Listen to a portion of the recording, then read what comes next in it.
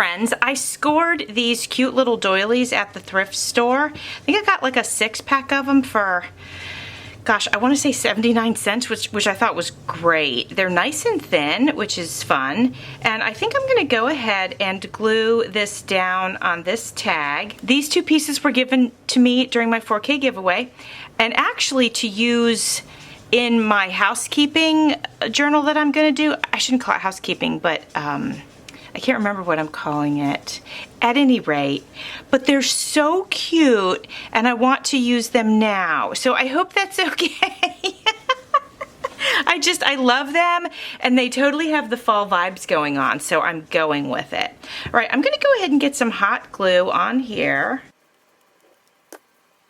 Once this is dry, I will go ahead and trim the excess, and then I'll use the excess on a different tag. In the meantime, I will go ahead, I think I want to round the corners here. So I'm grabbing my corner rounder. I think that looks nice. And then let's go ahead and put a little bit of ink around the edges, just to help it pop a little bit. And then I'm gonna hot glue that down. Now let's go ahead and trim the excess doily off. Oh, I like the effect that has. That's cool. I'll go ahead and tack down the corner here. I'm going to do the same up here. I'm going to try to do it as thin as I can. There we go. That'll hold. That's great. Okay, now let's go ahead and add one more thing right here. Since this looks like a fall tag to me, I'm going to go ahead and use one of these little leaves.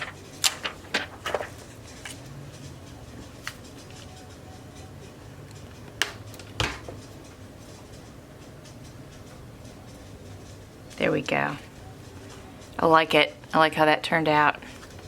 All right, let's do another tag, my friends. Let's do another fall flavored one.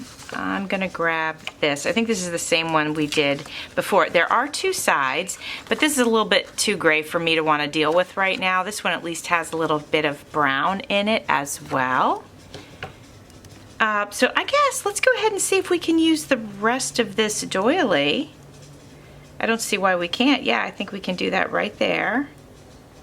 We'll put that on. So let me get a little bit of glue on here.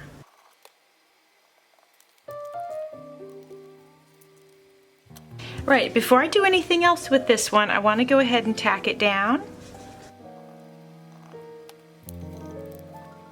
All right, so when I tacked it down, the fabric shifted a little bit, so we have an exposed edge here. That's okay. We're going to grab a piece of trim and we will cover that up. I found some super pretty gray trim that we're going to lay down here. Just going to clean that up a little bit.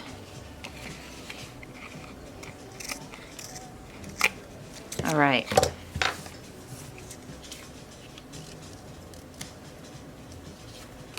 I'm going to clean up the edges on this little tag. So friends, I want to share this with you. I took this paper pad and I busted the whole thing. I used it all up, which was great. It's a paper pad that was given to me and not really in colors that I normally use. So I thought I would go ahead and just use the entire pad. And I ended up cutting out these tags, some things to make tea boxes, index cards, mini file folders, and some of those videos have been put out already and some will be upcoming. But you'll be able to see all the different things that I did with this paper pad. And I didn't think I would like working with this paper pad, but actually I ended up loving how everything turned out. And I'm sharing that with you because sometimes when we push ourselves out of our comfort zone, we really can make beautiful things that we never would have expected to make. So I encourage you, if you have some paper or any supplies that you're like, oh, I don't know, it's not really me, take a chance and use them, because I think you can create something beautiful too. I don't typically sit down and do mass makes, but I did in this case because I wanted to use up the paper pad. And I'm glad I did because now I have a really, really pretty stash of stuff that's ready to go. Now, some of this I'm going to be sharing. I like to send out mail during the holiday season, and I might start and send a little bit of mail out during the fall, and then send a little bit of mail out during Christmas, and then if I miss somebody during those 2 times, then I can send some out for like the new year. I like to do that.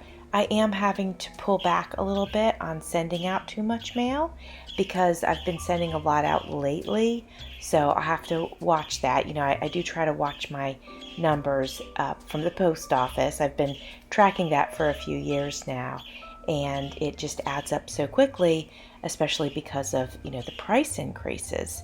So that's something too that I've been thinking about lately is I want to get back to creating things that are flatter so that I can send it in flat mail, because you can send something non-machinable, but that it's still kind of flat. The reason it's non-machinable is because maybe there's a tiny bit of bulkiness on it, or because it won't bend.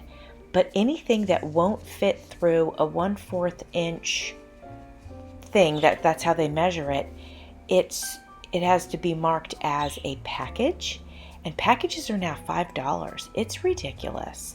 So I'm going to try to start creating things that are less dimensional but still beautiful so that I can share them when I want to. I've got one more tag that I'm going to make in this video, and then I'm going to show you all the tags that I made. I'm going to show you the ones that I made on camera with you, but I'm also going to show you the ones that I made off camera.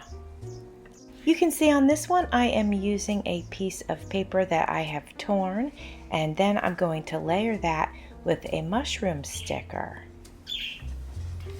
All right, my friends, I'd like to show you all of the tags that I made.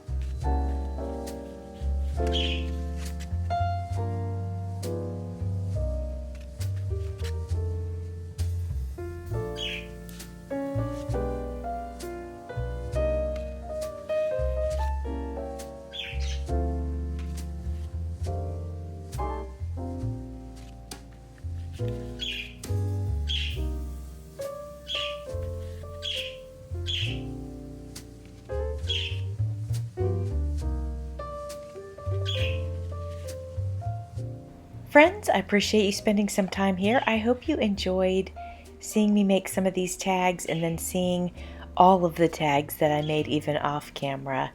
And I hope I've inspired you to maybe reach outside of your comfort zone a little bit and maybe use some materials that you don't think you're going to like, because you might end up liking them. Well, my friends, thanks for watching. See you soon.